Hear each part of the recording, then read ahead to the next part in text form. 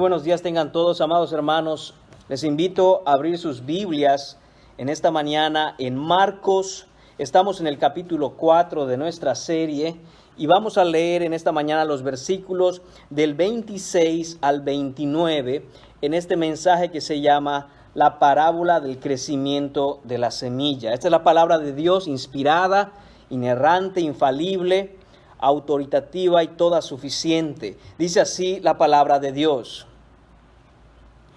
Decía además: así es el reino de Dios, como cuando un hombre echa semilla en la tierra y duerme y se levanta de noche y de día, y la semilla brota y crece sin que él sepa cómo, porque de suyo lleva fruto la tierra, primero hierba, luego espiga, después grano lleno en la espiga, y cuando el fruto está maduro, enseguida se mete la hoz, porque la siega ha llegado. Oremos. Señor Padre, te damos las gracias por tu misericordia, por tu amor, porque nos salvaste, Señor, por la predicación del Evangelio. Gracias porque esa semilla, Señor, cayó en nuestro corazón y tú preparaste, Señor, el terreno para que germinara. ¿Cómo, Señor? No lo sabemos. Eso solo tú lo sabes, Padre. Ayúdanos en esta mañana a cobrar ánimo, Señor, para ir y plantar la semilla, confiando en que tú harás la obra, porque tú, Señor, estás trabajando en los corazones de aquellos que has predestinado desde antes de la fundación del mundo, Señor, a quienes conociste, Padre. Ayúdanos, Señor, a ser transformados y ayúdanos, Señor, a ir llevando, Señor, tu evangelio a todo lugar. Te lo pedimos en el nombre de tu Hijo Jesús. Amén. Pueden tomar asiento, hermanos míos. Y quisiera comenzar este mensaje a manera de reflexión, mirar cómo puede ser algo bastante frustrante el hecho de llevar el evangelio a otros lugares. Y es frustrante porque uno pudiera entristecerse por el hecho de que aquellos a quien probablemente más amamos y que no son creyentes no logran ver su necesidad del evangelio y su necesidad de salvación.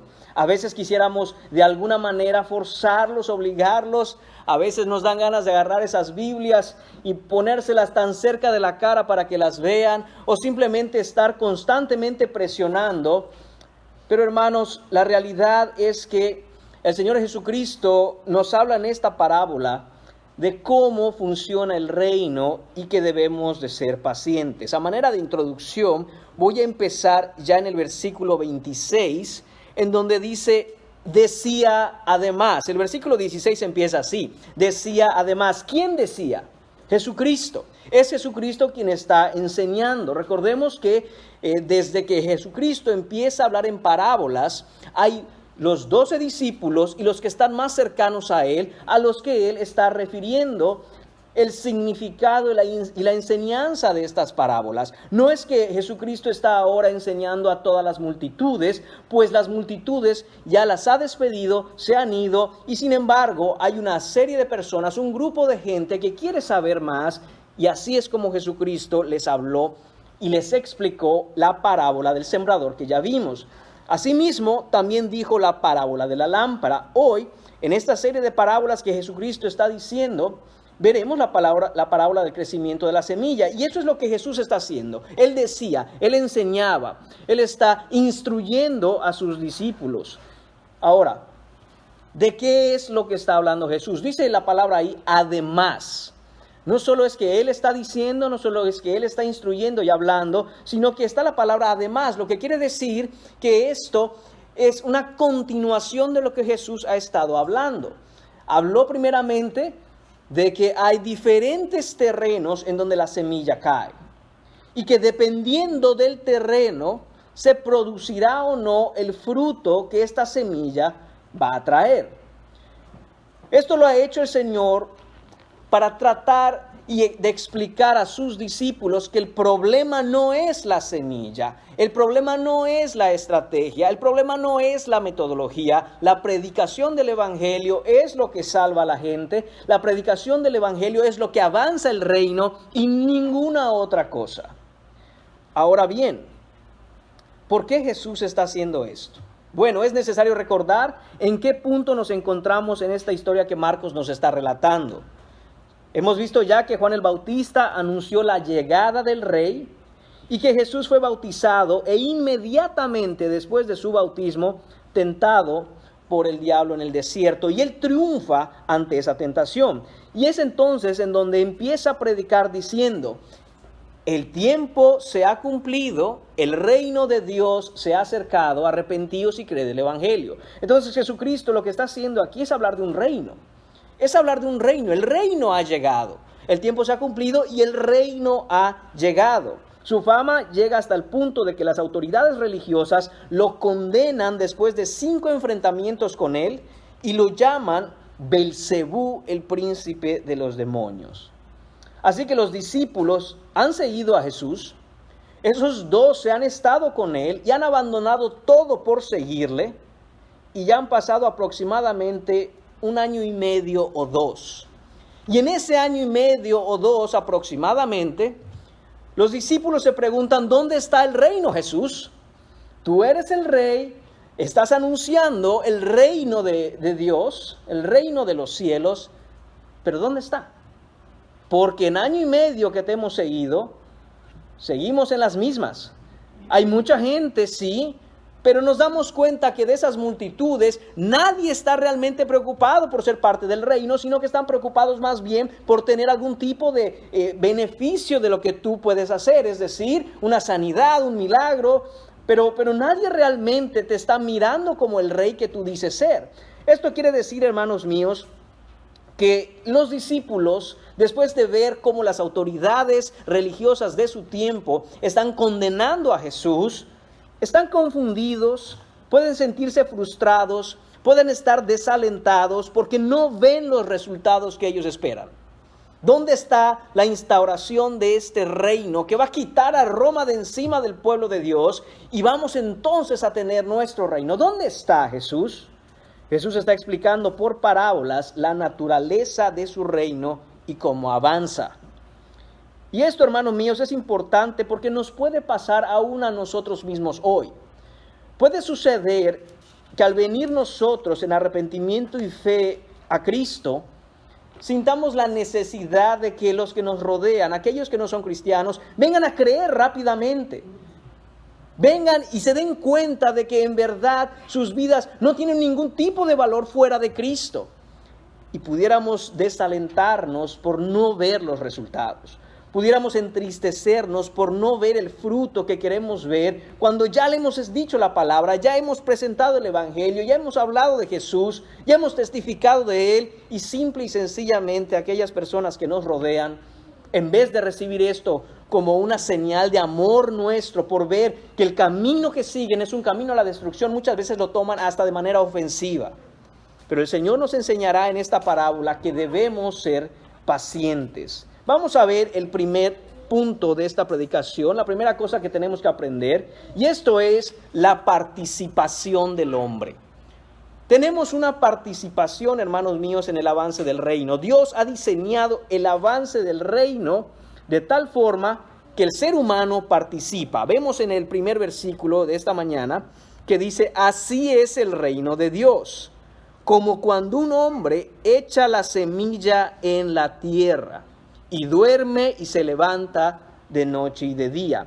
El hombre, hermanos míos, el ser humano, es partícipe del plan de redención de la creación de tal manera que tiene una responsabilidad en avanzar el reino. Pero, hermanos míos, no es lo mismo decir que el hombre participa de la redención que el hombre colabora con su redención. Son cosas muy diferentes. Y para dejarlo claro, hermanos míos, no colaboramos en la salvación de nuestras almas en lo absoluto. La obra de redención, la obra de salvación que Cristo hace, Él la lleva a cabo de principio a fin. De principio a fin, Él es el que ha predestinado, el que se ha llamado, el que ha santificado y el que nos glorificará. Todo desde el principio hasta el fin es obra de nuestro Señor Jesucristo, y a Él sea siempre toda la honra y la gloria por lo que Él ha hecho. Sin embargo, Él al mismo tiempo ha diseñado un plan en el cual el hombre es participante y tiene la responsabilidad no de su salvación, pero sí de su participación en este avance del reino de Dios. Él no tiene la responsabilidad, el hombre no tiene la responsabilidad de la salvación, ni suya ni la de nadie. Así que, hermanos míos, ya empezamos con quitarnos quizá un peso de encima, un peso de nuestros hombros. Hermanos míos, no está en nuestras manos poder salvar a nadie. No podemos salvar a nuestros hermanos en la carne, no podemos salvar a nuestros padres o a nuestros hijos, no podemos salvar a nuestros compañeros en el trabajo. Eso solo lo puede hacer Dios. De tal manera, hermanos, que no podemos nosotros cargarnos algo que el Señor ha dicho: no se preocupen, esa no es su responsabilidad, eso no está sobre sus hombros, eso lo hago yo. Entonces, hermanos, ¿de qué se trata esta participación? Bueno, Dios nos ha dado la semilla, es decir, nos ha dado su palabra, el Evangelio. Pero el Evangelio, hermanos míos, no sale de las páginas de la Biblia solo y anda por ahí de manera mágica y misteriosa, metiéndose en los oídos de la gente, sino que alguien tiene que ir a hablar el Evangelio, y ahí es donde está nuestra participación. Quisiera que me acompañe a Romanos capítulo 10, versículos 13 a 15.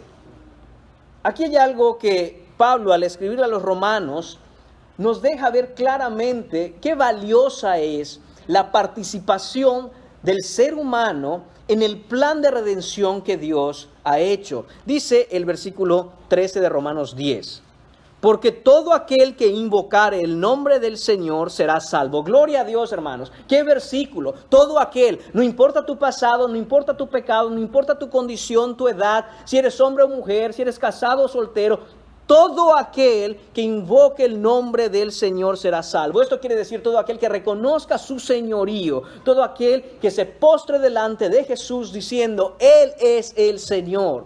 Para Él hay perdón de pecados. Pero mire lo que dice Pablo, versículo 14. ¿Cómo pues invocarán a aquel en el cual no han creído? Es imposible, hermanos míos, que alguien venga y se postre delante de Cristo reconociéndolo como el Señor si no creen en Él. Ni siquiera creen en Él. ¿Cómo entonces, dice Pablo en la carta a los Romanos, invocarán a aquel en el cual no han creído? ¿Y cómo creerán en aquel de quien no han oído?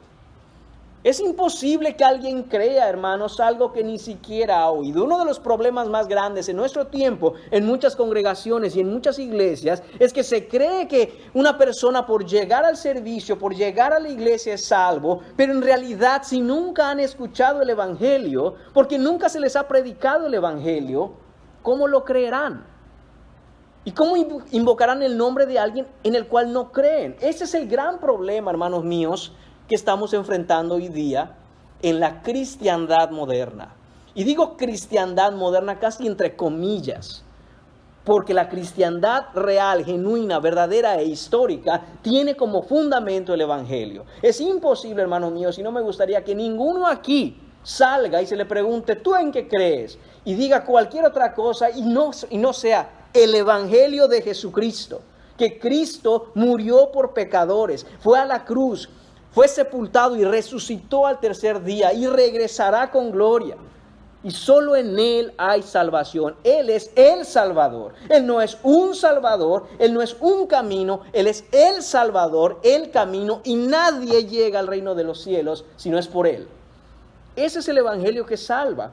Pero dice Pablo, pero si no lo han oído, ¿cómo lo van a creer? Y si no han creído, ¿cómo lo invocarán?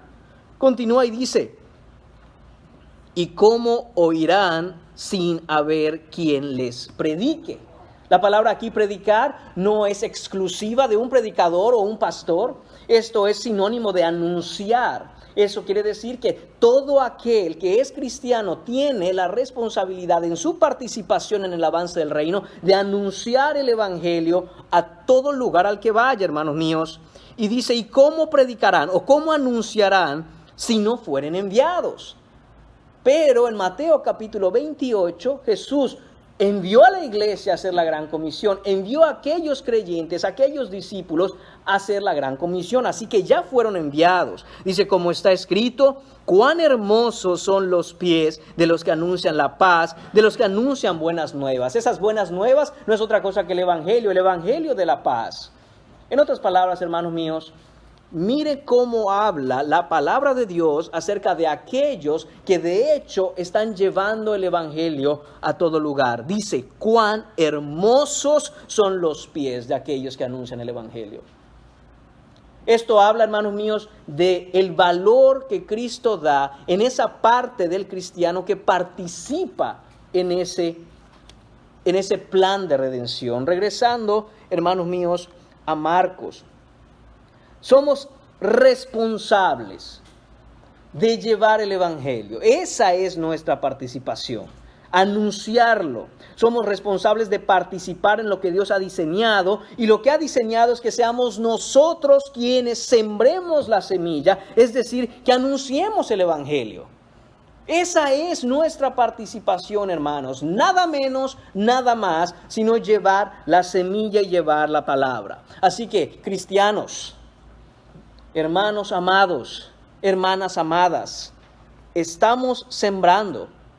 Tenemos la semilla, hemos sido receptores del evangelio por su gracia, por su misericordia, y hemos venido a creer en fe en él. Entonces llevemos de gracia lo que de gracia hemos recibido. Si hemos sido receptores de esa gracia, debemos extender gracia a otros, amando a los demás, llevándoles el evangelio. ¿Cómo estamos sembrando? Estamos compartiendo. ¿Está usted avanzando el reino de Dios de la manera en que Dios lo diseñó? No necesitamos otro tipo de metodologías, no necesitamos otro tipo de ideas, otro tipo de planes. El plan ya está hecho.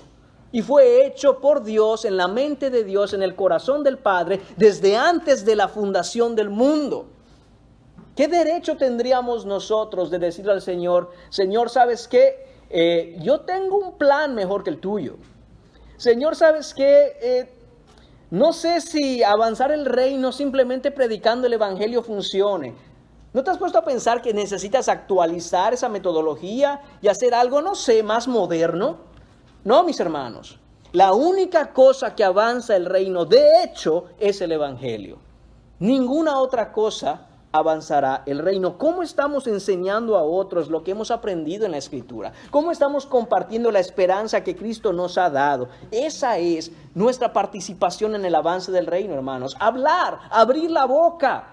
Dios nos la dio para gloriarnos en Él, para darle gloria a Él, para la alabanza de Él. Y una de las cosas que trae más gloria y alabanza a Él, hermanos míos, es hablar el evangelio a otros.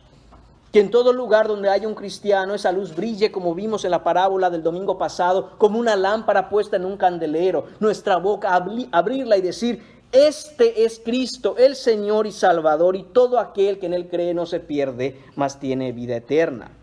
Si eso estás haciendo, amado hermano, amada hermana, déjame decirte que la Escritura dice algo muy hermoso. Dice la Escritura, y duerme y se levanta de noche y de día.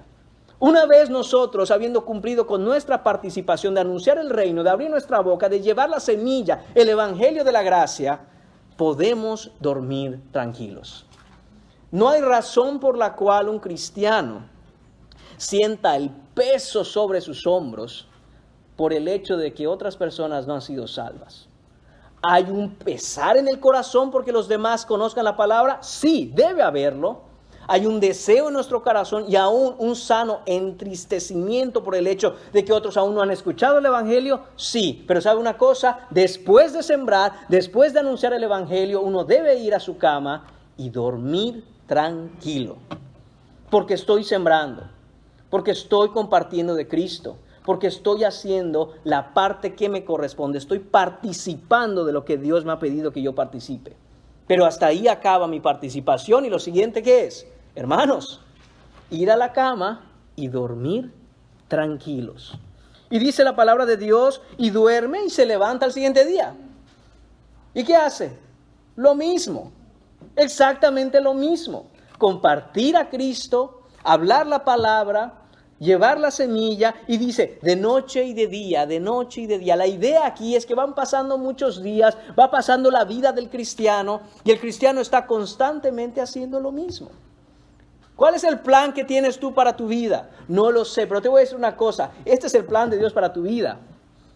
Tú, cristiano, estás llamado a cumplir con este plan. Que de noche y de día te levantes, compartas a Cristo y vayas tranquilo a dormir. Ores. Como dije, sí hay un pesar, hay una carga por las almas que no conocen a Cristo, pero podemos confiar en Dios y podemos ir a dormir tranquilos. Esto es lo que te corresponde hacer, amado hermano y amada hermana. Esto es lo que me corresponde hacer todos los días. Esta es nuestra participación. No más. Ahora, los discípulos están escuchando esto. Recuerden, ellos quieren ver el reino. Ellos quieren saber qué pasó, por qué las cosas no están funcionando como quisiéramos. Mira, te están atacando, Jesús, te han condenado. Las multitudes vienen a ti, pero no vienen porque tú seas el rey, sino por lo que les das. Señor, ¿qué pasa? Hey, tranquilos, dice Jesús. La participación de ustedes es proclamar el evangelio, hablar. Abran su boca, tiren la semilla por todas partes. Que el resto me corresponde a mí. Vamos a ver entonces, en segundo lugar, el poder de la semilla. Hemos visto la participación del hombre, veamos ahora el poder de la semilla, y esto lo vamos a encontrar en la segunda mitad del versículo 27 y la primera mitad del versículo 28. Dice, y la semilla brota y crece sin que él sepa cómo, porque de suyo lleva fruto la tierra. Hermanos míos, el poder del crecimiento de la semilla no está en el sembrador, no está en aquel que tira la semilla o que siembra la semilla. El poder no depende de la persona que la plantó. Por eso es que nuestra participación tiene un límite. Y una vez que hemos hecho eso, ahora no está en nuestro poder hacer que esa semilla crezca. No está en nuestra voluntad hacer que esa semilla germine. Aquel que siembra tiene que confiar en que la semilla, cuando ha caído en tierra fértil, una tierra que el mismo Señor ha preparado, esa tierra hará germinar la semilla. El poder de germinar y crecer está en la voluntad del Señor, no en la voluntad nuestra. No podemos forzar a nadie a creer, pero nuestra participación debe ser cumplida. Una vez cumplida, hermanos, dejemos en manos del Señor que Él haga lo que Él quiera. Aquel que siembra nada puede hacer sino confiar, tener fe y entregarse al diseño divino y el poder que Dios ha dado a la semilla, es decir, a la palabra. A muchos cristianos nos falta aprender a confiar en Dios. A muchos cristianos les hace falta, para ser más específicos, confiar en la palabra de Dios. El primer ataque que hizo Satanás al reino de Dios es un ataque a su palabra. Si usted lee Génesis, usted va a encontrar todo lo que el Señor dijo. Afirmaciones, sea la luz y la luz se hizo. Sea así y así fue.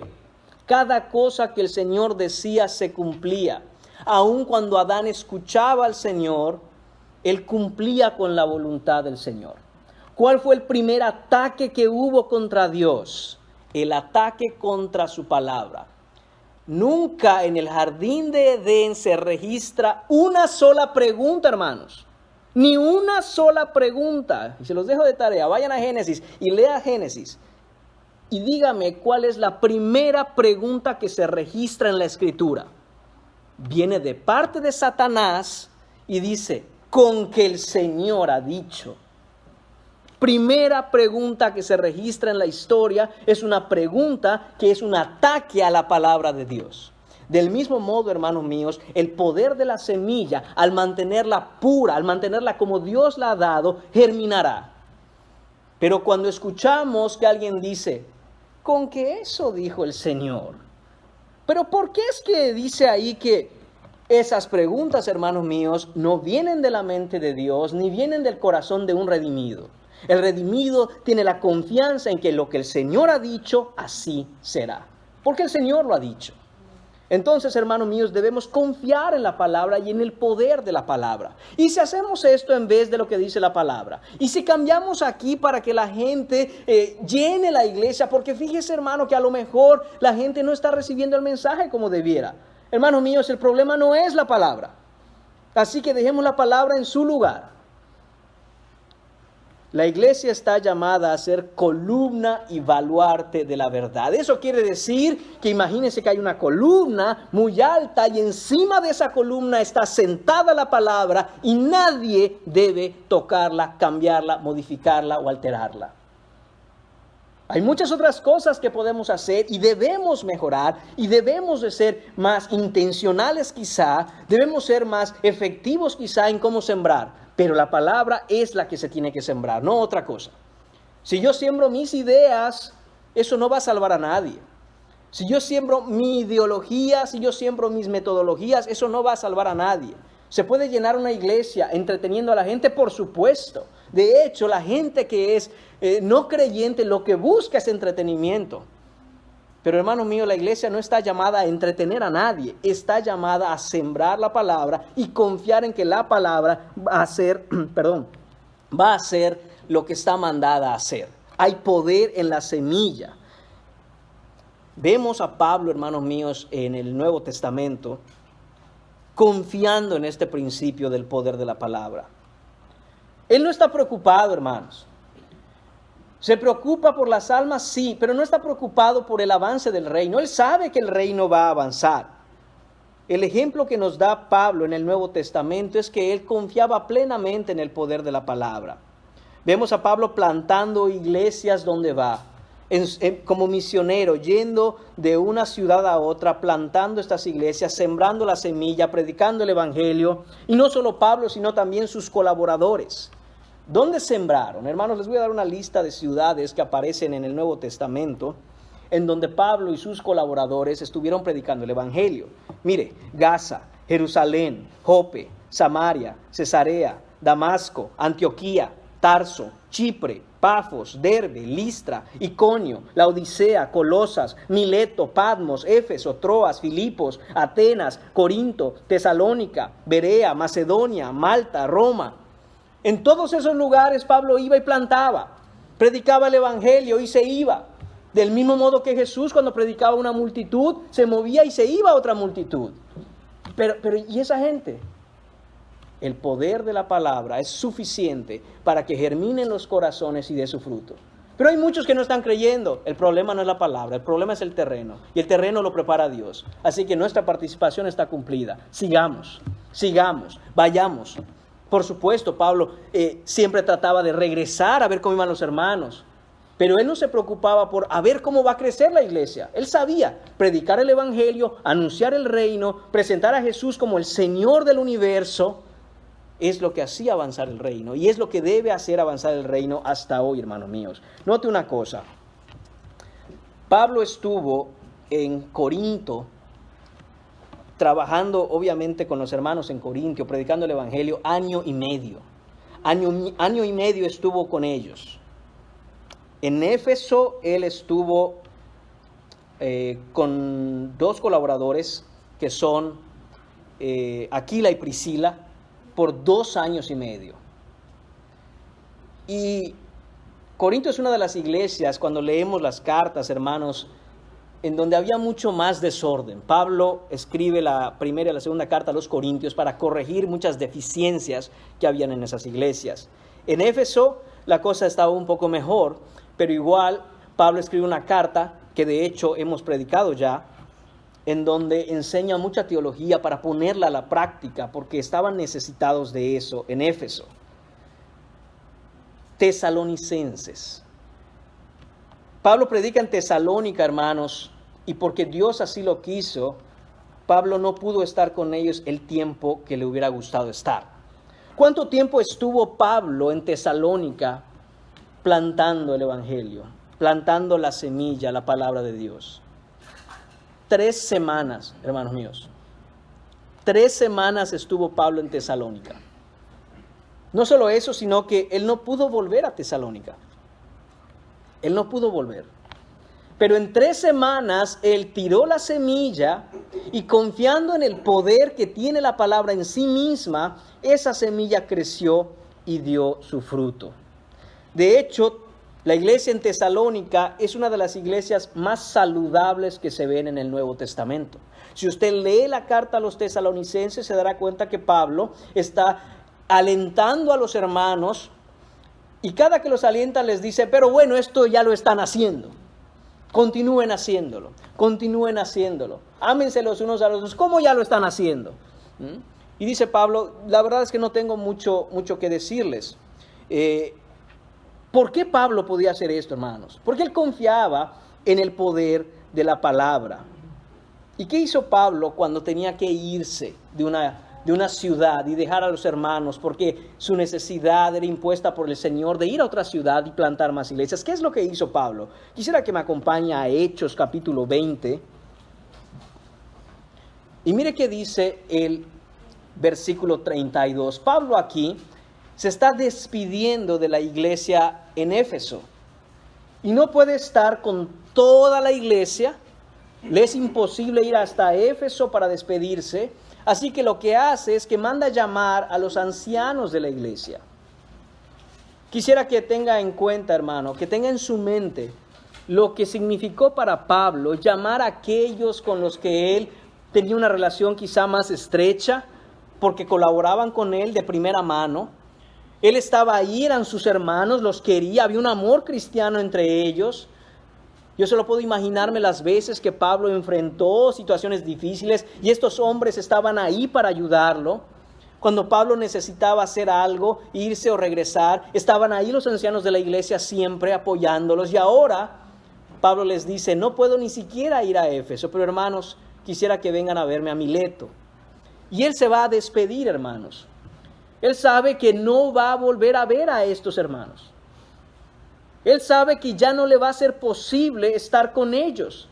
Y entonces dice, antes de irme, quisiera verles y despedirme de ustedes. Quizá darles un abrazo, quizá orar por ellos, orar juntos, convivir un momento y despedirse, porque no se van a volver a ver, al menos en el tiempo terrenal que tienen aquí. Y miren esto, dice, y ahora hermanos, así es como se despide Pablo, y ahora hermanos, os encomiendo a Dios. Pablo no está preocupado diciendo, ¿qué van a hacer sin mí? ¿Y ahora qué va a hacer la iglesia de Éfeso cuando yo me vaya? ¿Será que la iglesia va a prosperar, va a continuar, va a avanzar? ¿Qué van a hacer estos hombres en mí? No, Pablo sabe que él no es indispensable. Y dice, les encomiendo a Dios. Les encomiendo a Dios. Es como decir, les tomo de donde están y les entrego a las manos de Dios para que Él haga lo que Él quiera. Están en buenas manos, no se preocupen. Pero ¿cómo Dios va a hacer eso? ¿Cómo Dios va a hacerse cargo de la iglesia en Éfeso? Mire qué dice el versículo. Y a la palabra de su gracia. Les encomiendo a Dios y a la palabra de su gracia. Si han sembrado la semilla tiene el poder de hacer el resto. Mire qué dice. La palabra de su gracia que tiene poder para sobreedificaros y daros herencia con todos los santificados. Esa es la confianza que tiene Pablo en la palabra. Hermanos, hemos estado con ustedes todo este tiempo, ahora tengo que irme, les encomiendo a Dios y a la palabra. No suelten la palabra, dedíquense a la palabra, estudien la palabra, mediten en la palabra. La palabra les va a guardar, les va a sobreedificar y les dará herencia. Hermanos míos, esto es lo que debemos aprender nosotros, a confiar siempre en la palabra. ¿Dónde está nuestra confianza cuando nosotros nos acercamos a los demás a hablar de Cristo? Nuestra confianza está en cómo es que yo se lo voy a decir. Mi confianza está en, ¿seré yo lo suficientemente persuasivo? ¿Será que me vaya a creer? ¿Será que estoy usando las palabras adecuadas? ¿Será que lo estoy ofendiendo? Hermanos míos, eso no es importante. Lo importante es tener nuestra confianza en el hecho de que si estamos declarando la palabra, confesando la palabra, testificando de la palabra y presentando el Evangelio, dejemos que el Evangelio haga lo que el Evangelio quiera hacer. Hermanos, Isaías capítulo 55 nos dice algo muy parecido. Miren cómo habla Isaías en capítulo 55, versículos 10 y 11. Escuche. Porque como desciende de los cielos la lluvia y la nieve, este es Dios hablando a través del profeta Isaías. Porque como desciende de los cielos la lluvia y la nieve, y no vuelve allá, sino que riega la tierra, y escuche, y la hace germinar y producir, y da semilla al que siembra, y pan al que come. Y aquí está la comparación con el reino de Dios. Así será mi palabra que sale de mi boca. No volverá a mí vacía, sino que hará lo que yo quiero y será prosperada en aquello para que la envíe. Hermanos míos, cada vez que la palabra de Dios es predicada, cada vez que la palabra de Dios es escuchada por alguien, cada vez que los labios de un hombre o de una mujer cristiano o cristiana habla la palabra, esa palabra no vuelve vacía, produce algo, porque hay poder en la semilla para producir aquello que el Señor ha mandado hacer a esa palabra específica y a esa semilla específica. Quiero aclarar que no significa que todo aquel que escuche la palabra va a ser salvo sí o sí, porque entonces eso invalidaría la parábola principal que dijo Jesús acerca de los diferentes terrenos. Pero la palabra cuando sale de la boca de Dios tiene un propósito. Algunas veces, hermanos míos, sirve de tal forma que endurece el corazón de aquellos que han rechazado a Cristo. Pero cuando cae en el terreno que el Señor ha preparado de antemano, esa semilla germinará. Esa semilla crecerá y no vuelve al Señor vacío. Esto, hermanos míos, tiene que ser de mucho aliento para nosotros. No estás perdiendo tu tiempo cuando compartes el Evangelio con otros. Nada de lo que has hablado a otros, aunque te hayan ignorado, aunque no te prestaron atención, aunque hasta te pidieron que por favor ya pares, no ha sido en vano, sino que el Señor hará su obra a través de lo que Él ha determinado hacer por su palabra. Hermanos míos, tenemos que entender que Dios no está tratando de avanzar su reino. Y es muy difícil.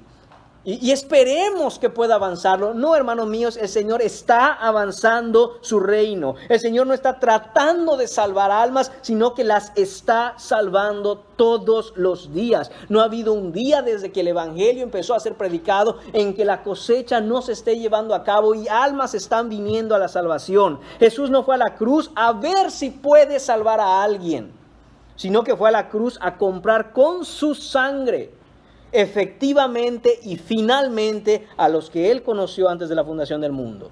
Y los ha tomado, hermanos míos, de todas las naciones, de toda lengua y de toda tribu por el Evangelio. Esto es un hecho indiscutible. Y recordemos que ni las puertas del Hades prevalecen contra la iglesia. Donde ha caído semilla, hermanos míos, donde ha caído semilla, algo germinará, sí o sí. Es por eso, hermanos míos, que la persecución a la iglesia nunca ha sido un problema. ¿Tú sabes qué pasa cuando agarras una semilla y la pisas y la entierras? Crece, crece, crece. Pensemos en los hermanos que estaban en el primer siglo, en la iglesia primitiva. ¿Qué les dijo el Señor? Vayan y prediquen, vayan a todas las naciones, lleven el Evangelio. Y entonces Pedro se levanta a predicar, Pablo se levanta a predicar, los hermanos se levantan a predicar, están anunciando el Evangelio, la salvación que Cristo ofrece, y muchos empiezan a convertirse. Empieza el Señor a añadir a su iglesia a todos aquellos que habían de ser salvos, dice Hechos. ¿Y qué pasa? Hermanos, ¿quién quiere irse a otro lado cuando está entre hermanos y está teniendo un compañerismo delicioso porque se juntaban en casas a comer, a compartir el pan, ¿no? Dicen, wow, esto es lo que queríamos. El único problema ahí es que el Señor los había mandado a ir a todas las naciones, pero ahora todos ellos están juntos en un lugar y no se quieren ir. En su soberanía Dios manda una persecución y ¿saben qué hacen los hermanos? Se van a todas las naciones a esconderse. Y donde llegó la semilla, se levantó una mies que había que cultivar, se levantó ese fruto una vez que estaba maduro. Y hermanos míos, aquí estamos hoy predicando el mismo evangelio que ellos predicaban.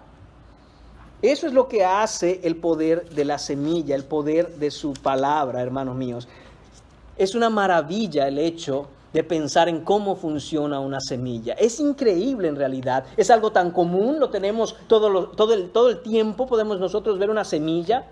Y como estamos acostumbrados a verla, no nos parece algo fabuloso, pero hermanos míos, es un milagro. Las semillas son asombrosas en su diseño, en el potencial que tienen, caben en la palma de una mano y al mismo tiempo contienen los árboles más grandes que existen. De hecho, una semilla tiene el poder de convertir la tierra inerte, seca, un desierto si usted quiere, en un bosque lleno de vida. Ese es el poder que hay en una semilla. En una semilla. Una semilla testifica, hermanos míos, de la mente inteligentísima, exageradamente sabia de aquel que la diseñó. Las semillas no son producto de la evolución. No hay una idea más, discúlpenme que se lo diga, hermano, no hay una idea más tonta que esa. Que una semilla fue producto de la evolución. No. Génesis capítulo 1, versículos 11 y 12 nos dicen claramente, y le voy a pedir que si quiere vaya ahí o la escuche. Génesis nos dice claramente quién diseñó la semilla. Y dice versículo 11, después dijo Dios, produzca la tierra hierba verde, hierba que dé semilla, árbol de fruto que dé fruto según su género, que su semilla esté en él sobre la tierra. Y fue así. Produjo pues la tierra hierba verde, hierba que da semilla según su naturaleza, y árbol que da fruto cuya semilla está en él según su género, y vio Dios que era bueno.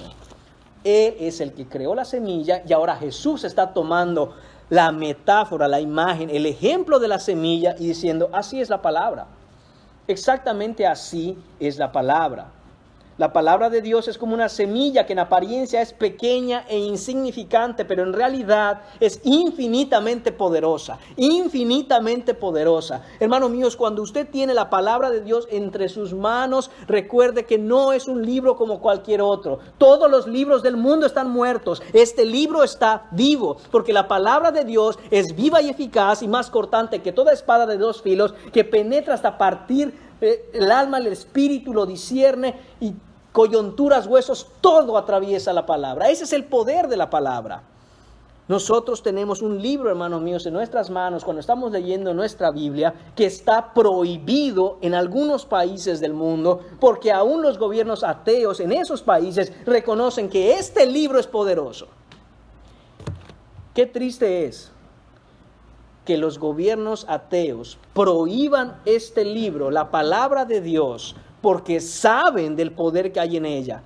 Pero muchos cristianos no confiamos o no confían o dudan o titubean al momento de usar la palabra de Dios como un arma, como una espada que es cortante y que nos ha mandado el Señor a usar. Hermanos míos, despertemos, sacudámonos toda duda del hecho de que hay poder en la palabra de Dios para hacer lo que Él quiera.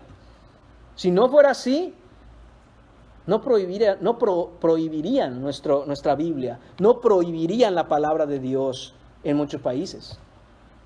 Yo no he escuchado nunca que en un país digan que es ilegal leer la Caperucita o la Bella Durmiente.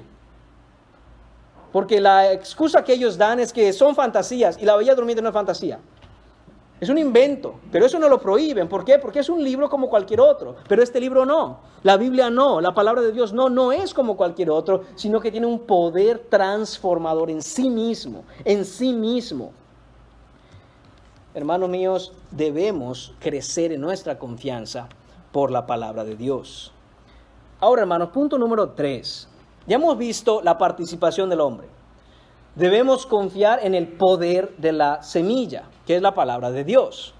Ahora, vamos a ver que también es necesaria la paciencia del sembrador. Ese es el punto número 3, la paciencia del sembrador.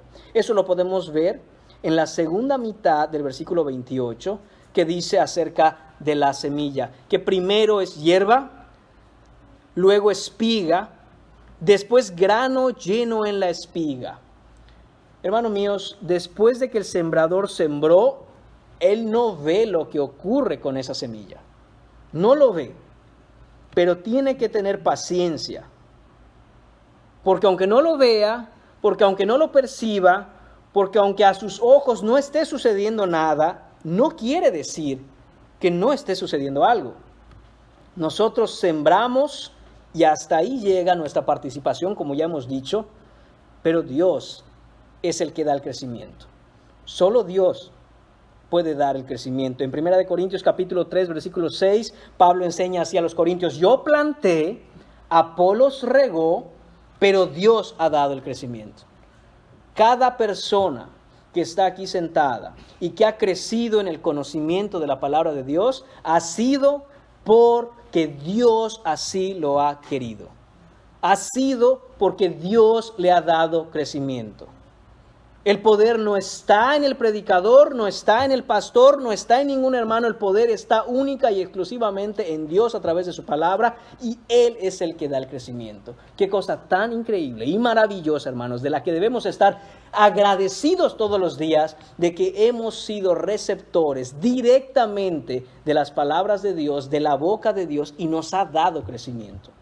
Nadie nos ha dado crecimiento sino Dios. Si usted ha crecido es porque Dios le ha hecho crecer. Si hemos sembrado, debemos ser pacientes.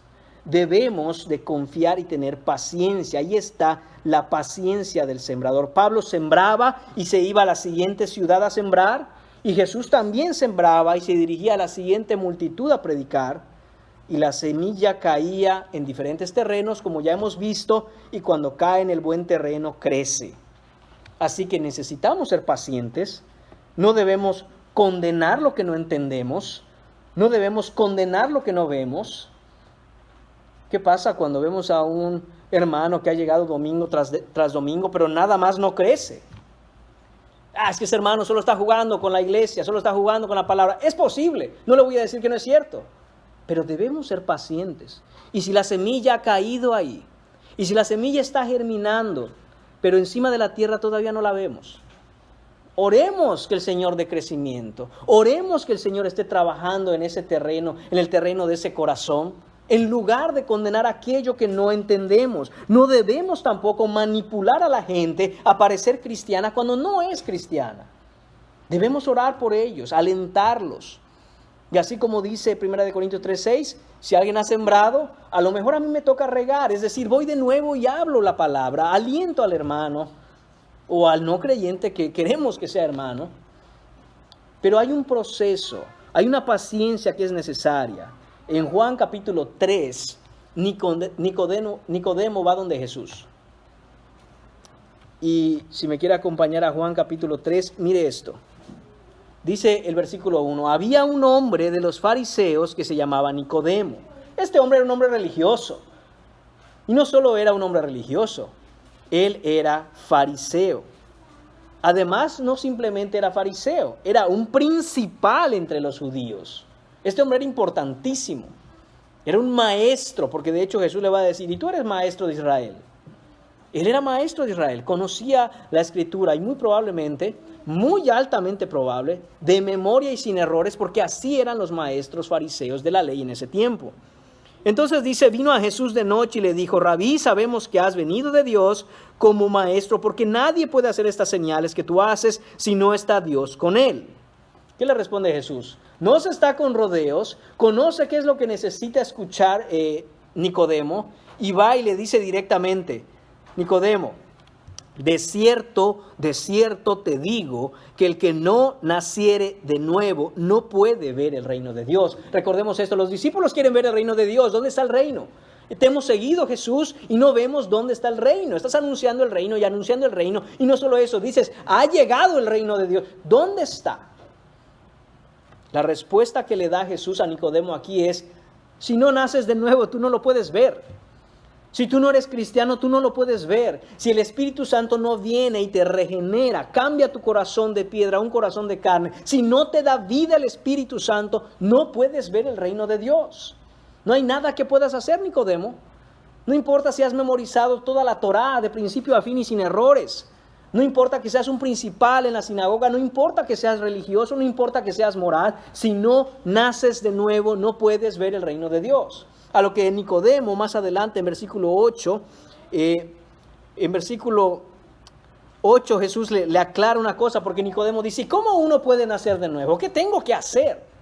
Dice Jesús en versículo 8, el viento sopla de donde quiere y oyes su sonido, mas ni sabes de dónde viene ni a dónde va. Así es todo aquel que ha nacido del Espíritu. Es decir, que no sabemos, hermanos míos, cómo Dios va a trabajar la semilla que hemos plantado en un corazón y cómo la germinará y cuándo la germinará y a qué velocidad crecerá. No lo sabemos. El ejemplo que da Jesús a Nicodemo es esto. Imagínese, ¿ha sentido usted la brisa que le pega en la cara una tarde fresca y la está disfrutando? Bueno, sí. ¿Y de dónde vino esa brisa? ¿De dónde vino ese viento? No sé. Y una vez que le pega en la cara y se va, ¿a dónde fue? ¿Quién sabe? Me gusta cómo la Biblia de las Américas dice este versículo. No el de Juan, sino el de Marcos. Dice que brota y crece. ¿Cómo? Dice. El hombre no lo sabe. No lo sabe. No dice que sabe algunas cosas de ello. ¿Tiene algún tipo de entendimiento acerca del crecimiento de la semilla? No. La Biblia es tajante, es clara y es directa. El hombre no lo sabe. Solo Dios lo sabe. Jesucristo lo sabe, pero nosotros no, hermanos. Así que, hermanos míos, solo podemos pedirle a Dios que por su misericordia y gracia dé crecimiento a esa semilla que hemos plantado, y a nosotros nos corresponde ser pacientes. La paciencia está conectada directamente a nuestra confianza en Dios. ¿Sabe por qué usted se molesta cuando se molesta, o se desespera cuando se desespera, o se frustra cuando se frustra? Porque no se hizo su voluntad. Por eso se molesta, por eso se frustra, por eso se irrita. Porque usted quería algo y no fue como usted quiso, entonces se molesta. En pocas palabras, usted podría decir, ¿sabe por qué estoy molesto? Porque no se hizo mi voluntad. ¿Sabe por qué estoy desesperado? Porque no se hizo mi voluntad. ¿Sabe por qué me irrito? Porque no se hizo mi voluntad. Pero el que ha aprendido a confiar en que Dios dará el crecimiento, así mismo crece su confianza en Él y entonces es paciente. Sí, quisiéramos ver el fruto ya, pero sabemos que lo mejor es lo que el Señor decida. Y entonces decimos, Señor, no se haga mi voluntad, no se haga como yo quiera, sino como tú quieras. Y así es como, hermanos míos, esa semilla produce su fruto. Siendo pacientes, esperando, ansiando quizá, con ganas de ver el fruto quizá, y eso nos debe llevar a ir a Dios, a rogarle, a interceder por aquellos que aún no han dado fruto y decir, Señor, da fruto, Señor. Ayúdame a ser paciente y no desmayar. Y no decir, Señor, ya, yo con ese hermano yo ya no quiero nada porque ya se le ha hablado tanto que ya para qué. No pierda la confianza. No pierda la confianza en que Dios puede cambiar el corazón más duro de sus familiares, de sus hermanos, de sus conocidos, de sus amigos. Dios tiene el poder para hacerlo. Pero debemos confiar en Él y tener paciencia. Punto número 4. Vamos a ver el proceso. Hay un proceso. Porque si es necesaria la paciencia, hay un proceso involucrado. Esto lo vamos a ver ahí mismo en el versículo 28 que acabamos de leer, pero nos vamos a extender un poco hasta el versículo 29. Dice que primero es hierba, luego espiga, después grano lleno en la espiga. Vea el proceso. Hay un patrón que hay que seguir de crecimiento. Y el 29 dice, y cuando el fruto está maduro, enseguida se mete la hoz, porque la siega ha llegado. Algunos queremos, hermanos míos, y me declaro culpable de ello, sembrar la semilla y casi de manera inmediata queremos comer del fruto. Pero si ya le dije, ¿qué parte no entendió de que Cristo murió por sus pecados y que tiene que venir en arrepentimiento y fe y que Él murió en la cruz, fue sepultado y resucitó y va a volver? ¿Qué parte no entiende? Hermanos míos, todo lleva un tiempo y un proceso. Y este es el proceso que Dios ha mandado, que ha diseñado, que ha determinado para hacer crecer su reino. Es de a poco. Jesús dice, en otras palabras, la venida del reino no es un evento. No es algo que ocurre y va a tener su inicio y su fin y se acabó.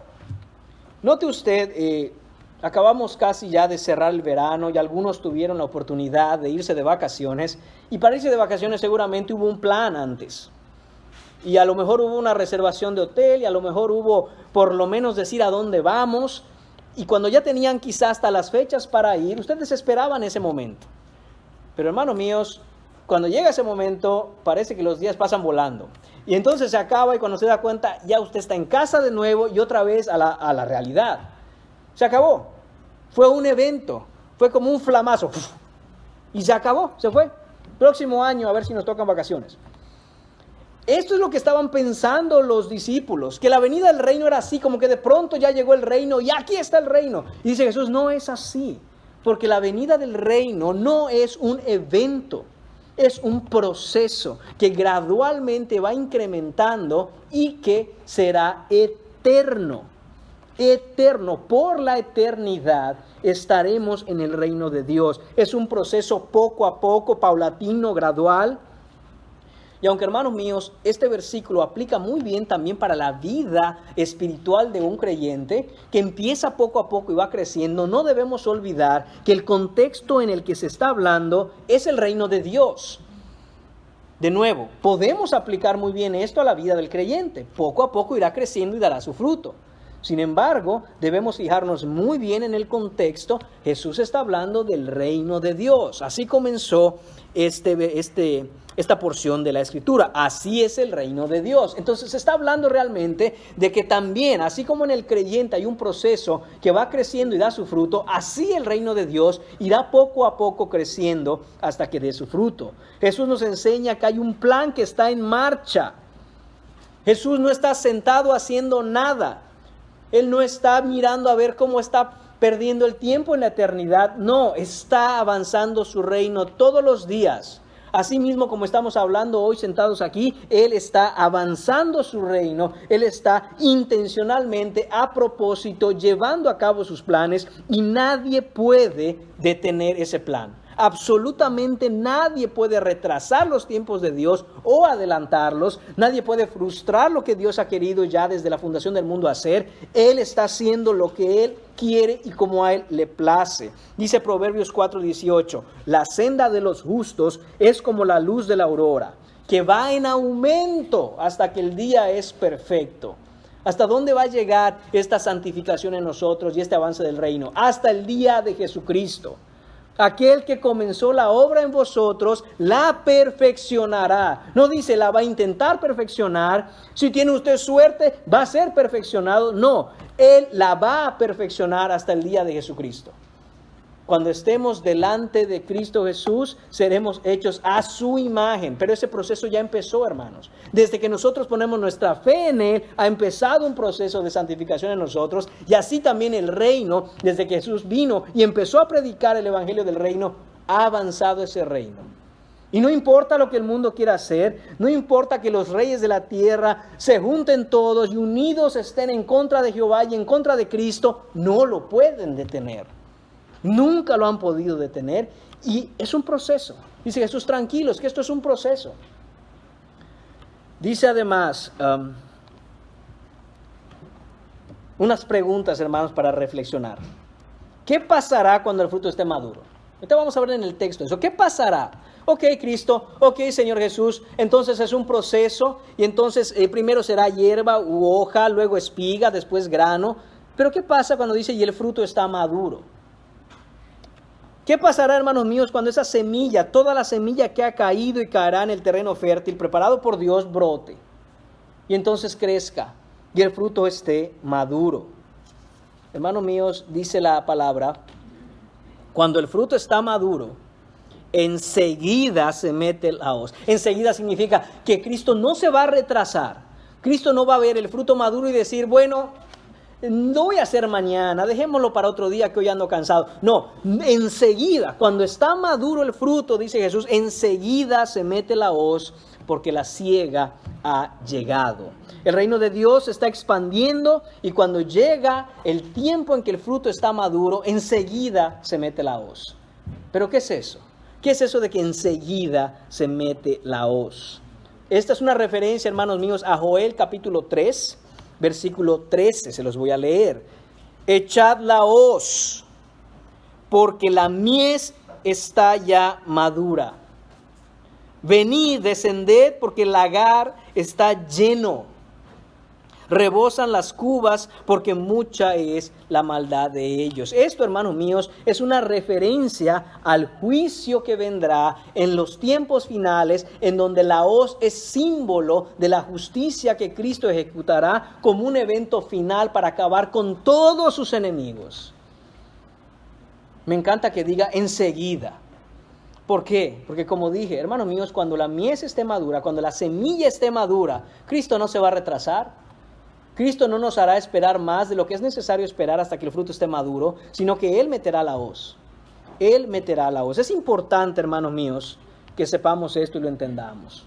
En Mateo capítulo 13, versículos 24 a 30, podemos leer y se los dejo de tarea. No me quiero extender más de lo que siempre me extiendo, hermanos. Pero ahí vemos, en Mateo capítulo 13, en estos versículos del 24 al 30, una parábola que también Jesús dijo, que no la registra Marcos, pero sí la registra Mateo. Y dice, el reino de los cielos es semejante a un hombre que siembra buena semilla en su campo. Pero durante la noche viene un enemigo y siembra mala semilla. Cuando estos hombres ven que la semilla empieza a crecer la planta, ven cizaña dentro del trigo y dicen, hey Señor, no nos diste buena semilla. ¿Cómo entonces es que hay cizaña? Jesús es claro y dice, es que un enemigo ha hecho eso. Yo no les doy mala semilla. Hermanos míos, de acuerdo a la semilla que usted siembre, es el producto o el fruto que usted va a cosechar. Si usted está sembrando el evangelio, el fruto serán almas redimidas, salvas para Cristo Jesús. Si usted los está entreteniendo, hermanos míos, eso es cizaña. Y uno se pregunta, ¿por qué hay cizaña?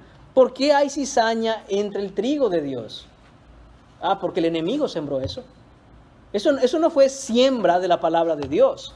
Eso ha sido siembra de una semilla desconocida, extraña, ha sido producto de la carnalidad o del entretenimiento, el activismo, cualquier otro pretexto que usted quiera para hacer llegar a la gente. Pero cuando se siembra la semilla, habrá trigo. ¿Y qué es lo que dice el Señor ahí? Dice, no vayan a tratar de arrancar la cizaña, no vaya a ser que arranquen el trigo, porque esa es la petición que hacen estos hombres. Vamos a arrancarla entonces. No. Esperemos al tiempo de la siega. Ahí, dice el Señor, en el tiempo de la siega, Él mandará a los segadores y quitará la cizaña y la atará en manojos y la echará al fuego. Pero su trigo será llevado a su granero. Entonces, hermanos, debemos siempre mirar, ya para empezar a cerrar este mensaje, debemos siempre confiar en que tenemos una participación que debemos cumplir, pero que el poder está en la semilla y que debemos ser pacientes porque hay un proceso y en ese proceso Dios determina cuándo el fruto está maduro. No debemos desalentarnos, no debemos desesperarnos, no debemos desesperanzarnos, sobre todo cuando vemos cómo va la sociedad de hoy. Uno pensaría, ¿será que ha valido la pena todo esto de ser cristiano? ¿Será que hay alguna esperanza para el mundo? Vemos lo que ocurre en las noticias todos los días y parece que cuando has escuchado la peor noticia que podías escuchar en las noticias, al siguiente día ocurre otra peor. Y uno dice, Señor, no nos desesperemos, no vivamos por miedo, vivamos en la confianza en que Dios tiene todo bajo su control. Hay una agenda y es la agenda de Dios y cada evento está marcado en su tiempo, en su momento, ni antes ni después. Y cuando el fruto esté maduro, cuando Él haya redimido a todos aquellos que ha de redimir, enseguida, dice el Señor, sacaré la hoz y haré la siega. Sacaré ese instrumento Si alguien no conoce qué es una hoz, es un instrumento afilado, largo, curvo, que se utiliza en el campo agrícola, precisamente para cortar hierba, trigo, etc. Aunque no veo la semilla y cómo germina, debo creer, debo confiar en que está creciendo. De hecho está creciendo, Dios está en su trono y Cristo continúa avanzando sin que nada ni nadie lo pueda detener. Y sus propósitos son inalterables, indetenibles, inamovibles e irresistibles. Nadie le puede decir al Señor, pare ahí. Nadie. Él avanza sin que tenga ningún enemigo enfrente de él que pueda detenerlo. Cada cosa que ocurre está en su absoluto control y yo debo entender que debo sembrar. Esa es mi participación y confiar en él. Y hermanos míos, si estamos haciendo eso, podremos ir como ese hombre en la parábola, que descansa, que se acuesta, que duerme y se despierta de noche y de día. Y cada día saber que mi función es predicar el Evangelio. Y si estás aquí y nunca has recibido, nunca has sido receptor de esa semilla, esta es la semilla. Que Cristo vino a salvar a pecadores, porque todos hemos pecado. Ninguno aquí puede decir que no tiene pecado, porque dice la Escritura que aquel que dice que no tiene pecado, el tal es un mentiroso.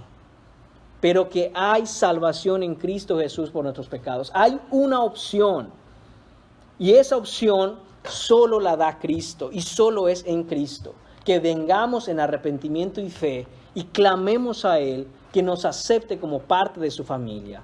Que avancemos ese reino de Dios, perteneciendo a Él, reconociéndolo a Él como el Señor que es.